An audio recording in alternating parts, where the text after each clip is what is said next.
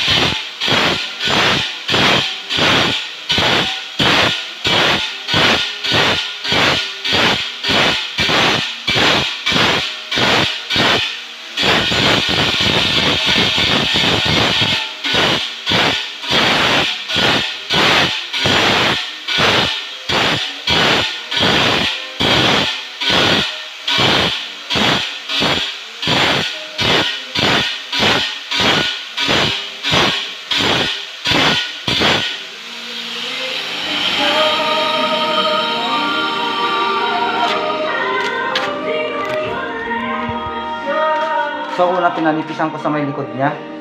Yan, sa may bandang likod. Susunod naman ay titiktikin natin tong marka nating bilog para dun sa may abang ng waterline natin. So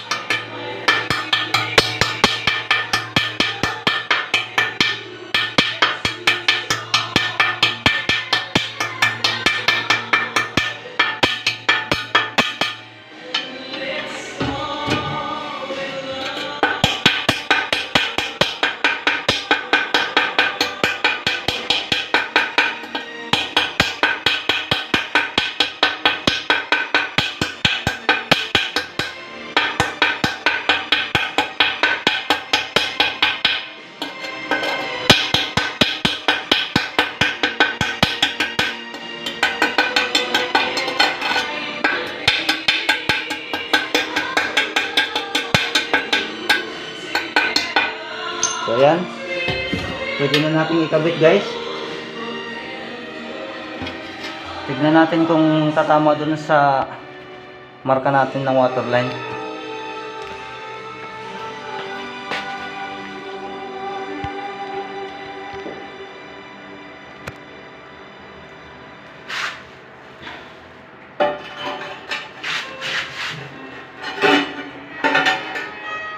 Oh, ayun oh. Saktong-sakto. Pwede nang ikabit.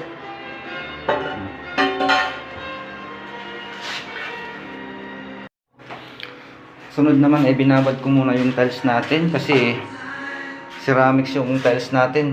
Hindi pwedeng hindi mababad kasi madaling matuyo yung tiles pag pag hindi nababad. So yan, binabad ko muna siya sa tubig.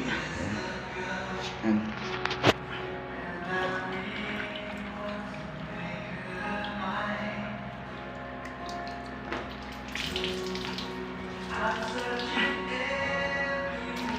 Bago ikabit.